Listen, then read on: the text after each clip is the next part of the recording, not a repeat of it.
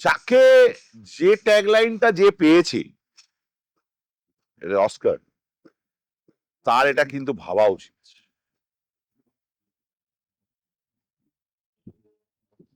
তার প্যানেল, কিসের প্যানেল আমি বলছি না, তার প্যানেলে হার্ডলি 40 জন লোক আছে, প্রথম থেকে শুরু অবধি। তার নিজের লোক হতে পারে, কিংবা সে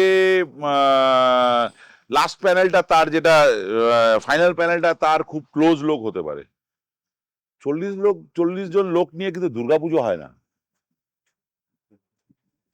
তাকে কিন্তু at the end of the day মানুষের কাছেই আসতে হবে।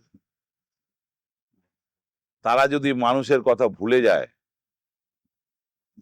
মানুষও তাদের ভুলে যেতে পারে। অ্যাওয়ার্ড তো ইন্ডিভিজুয়াল ডিসাইড করে এখন,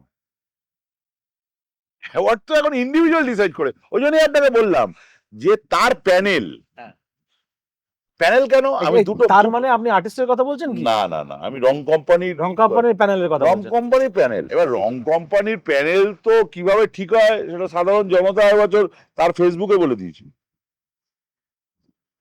হয়তো বললাম না, ইনফ্লুয়েন্সড বাই কমিউনিটি। আমি তো প্রথমেই বললাম ইনফ্লুয়েন্স বাই কমিউনিটি। দুর্গাপুজো কমিউনিটির মধ্যে থাকার পুজো নয়।